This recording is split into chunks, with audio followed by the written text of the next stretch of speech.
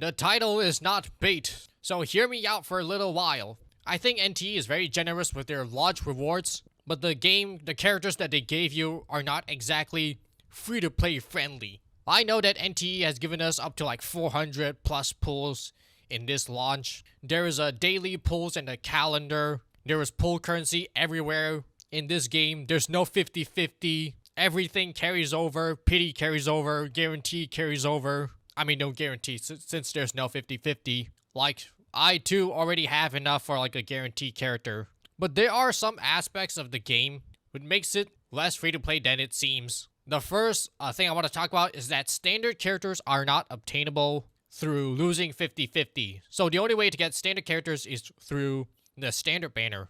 Now, this is a good thing. The pros do outweigh the cons, I would say. But the result of this is that standards are usually not that free-to-play friendly as compared to other games. It's going to take a while to get your standard characters. Now, they did give like 2 standard selector, so that helps. There's one with the 51 that's over here, and the other one they gave you by the mail as like a reward or compensation. My advice is to get Sakiri or Jiuyuan with that. I used mine on Daffodil and Baicheng. I was really hesitating to get Jiuyuan, but like I was thinking that I want to get Baicheng. And in order to play Baicheng, you definitely need to get Daffodil. So I was kind of like, I kind of got stun locked by that and not able to get Jiuyuan. And Hattori in the next banner really wants Jiuyuan. So I made a severe lapse in my judgment. Hopefully you can forgive me. But enough about that. The other option, if you already have Sakiri and Jiuyuan, I recommend getting Hathor. Because Hathor gives you a furniture that lets you get like daily modules.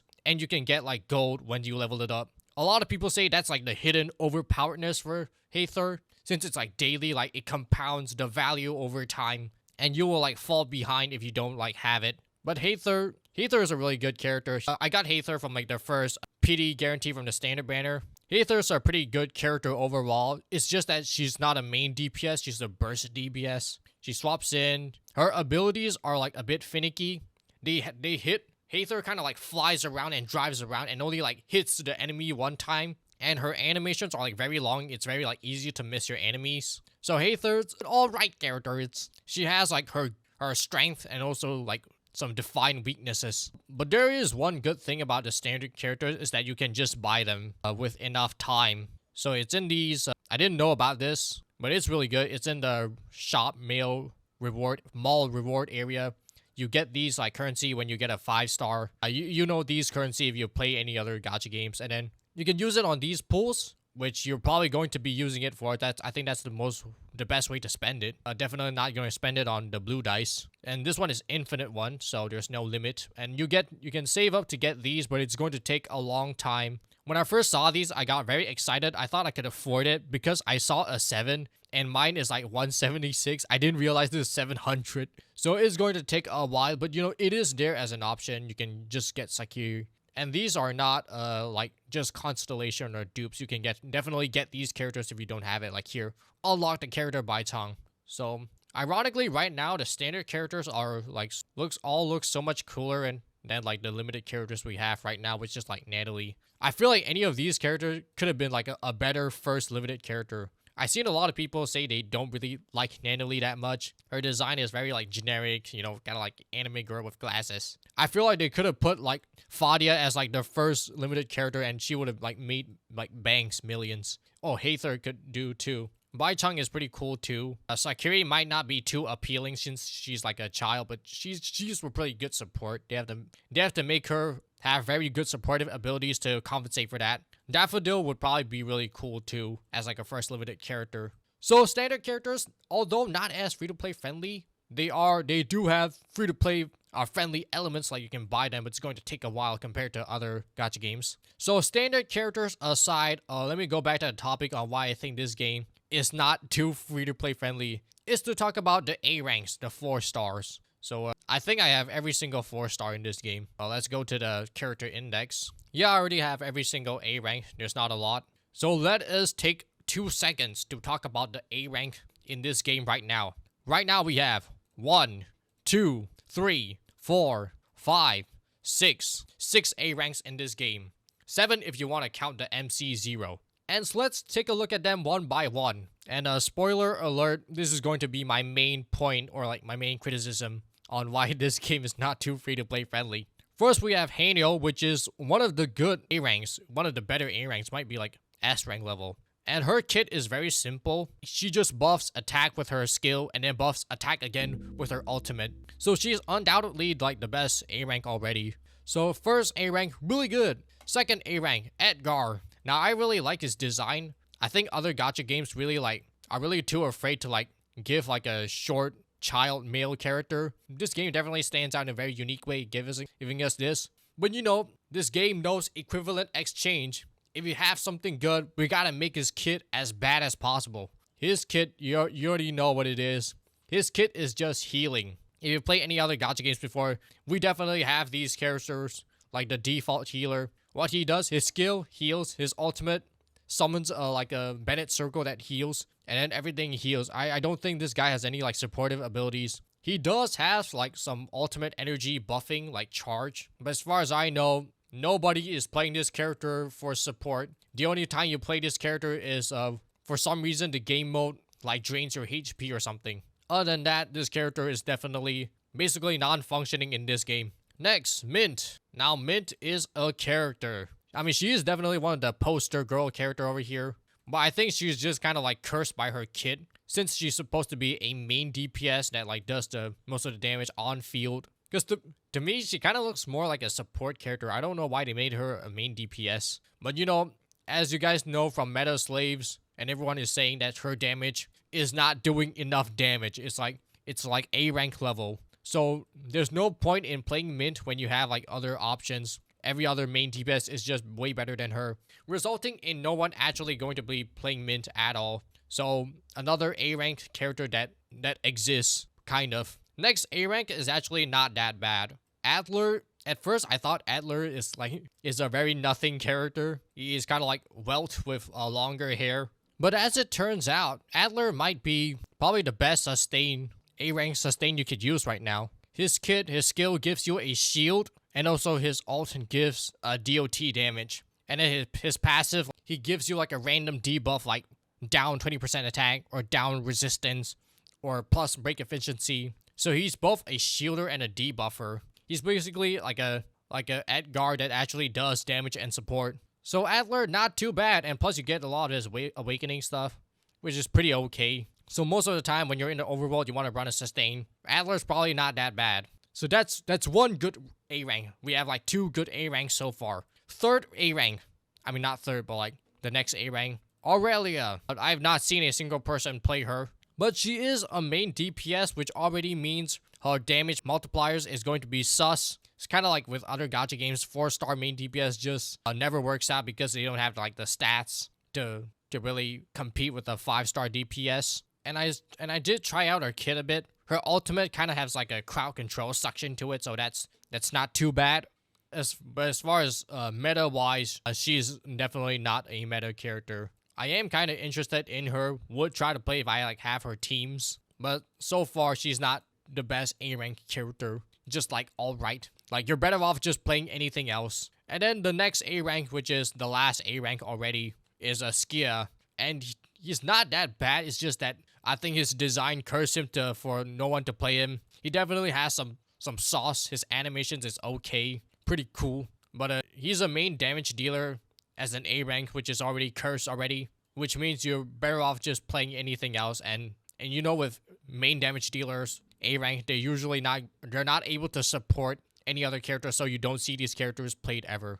And then lastly, let's look at MC, which is free for everyone. So he is going to be considered like a 4-star A rank unit, even though he's shown as a S rank. So Zero is actually pretty good, one of the better ones. They have like a unique ability with their skill, making MC one of the best supports for a lot of teams. Also, you get a lot of these awakenings for free. So MC, one of the better 4-star characters, which is good. People say that Genshin started the trend of making the MC actually do things. Yeah, I don't know if that's true, but that's definitely a good trend, whether they started or not. So let's go look at the A ranks overall. So we got one good one, Adler good one.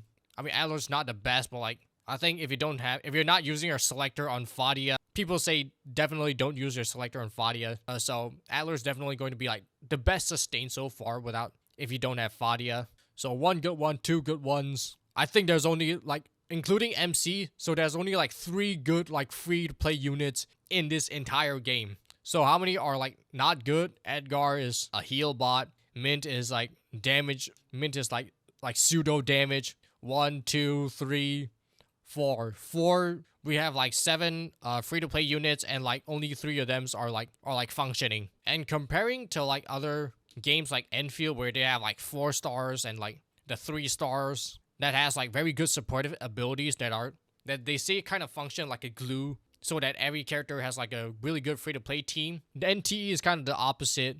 The free to play units, the lower ranked units are all at the bottom. A ranks are very few and little and bad. Now after that, I want to talk about one special unit, and that is Chiz. Chiz is seen as like a special, the ultimate free to play unit, because you can get her and her weapon and probably her copies, dupes all for free. But you know, free is not exactly free. Definitely free to play. But you get her by doing the City Tycoon, which is just like a race to get as much money as you can get. It's total fonts earned, so you don't have to worry about spending your fonts. It's going to take some time to like get all of her dupes, so we don't know if like maybe the end game will evolve and then she might not do too good. But you know, looking at Chiz kit, she does help like the game become a bit more free to play friendly. Her kit is very unique. She has her special weapon that does more damage when you have at least like 1 million fonts in your inventory. I seen from a gacha game that factors in your currency in your inventory as damage. And they say combining with all of her dupes, all of her weapons, dupes, she becomes like a top tier character, making her like the ultimate free to play character. And I think you actually cannot get Chiz from like pulling banners at all. I think she might be the only character you can get from pulling, kind of like the MC. So I don't fully understand Chiz kit, but I do know that when you ult, she will have like a stock trading like meter, and then you have to press your skill when the stocks are high. You need to buy low, sell high. It's a very, very cool kit, but you know, the only thing bad is that it's going to take a whole bunch of time. It's going to take centuries until you can get like how much like City Tycoon. And there's not much incentive to play to like try to rush the Tycoon when you already unlock everything. Look at how long it takes. You're going to need to rob the bank like 1 million times. You're going to be living in the bank if you really want to rush this. Now they say like whales. I mean, you're going to see a lot of whales that already have like crazy Chiz. It's because you can like just buy the fonts with like real money, and then just so we're back to just being a whale.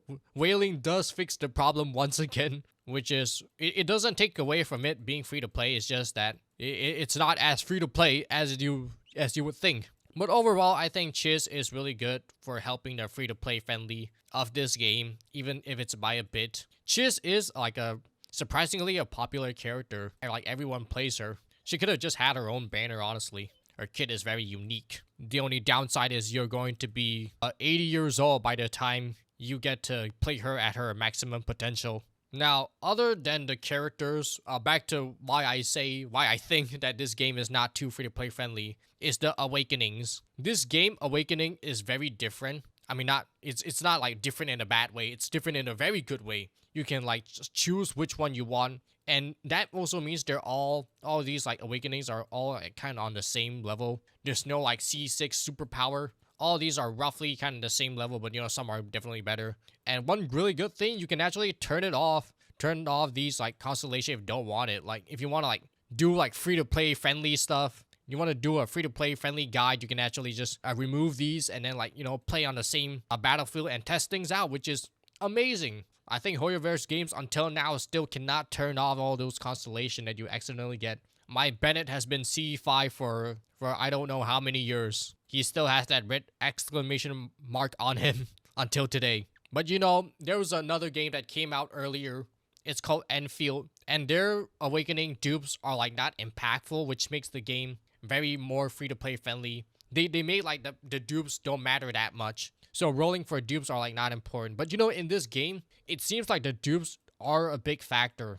Some people say that Nanoli Awakening 1 or like Sakiri Awakening 1 is like really good, and sooner or later it might become from good to a mandatory requirement to get like their awakening. Since they have like more flexibility in these, they might come up with like some like super awesome awakening that you just have to get, making you required to like pull more character dupes, and that kind of like balances out because this game have like no 50-50 and better gacha system. So that is one thing to consider, is that awakenings maybe do matter a bit more in this game. Now the good side of all of this, bad side, is that in this game it is much easier to get the limited characters since there's no 50-50. So the general player population is going to have more limited characters in general, despite being mostly free to play. So most people will have the banner characters that they like. Most people can get the characters that they want to get. And people can like at least save for like the critical meta characters, if there is one. The pool income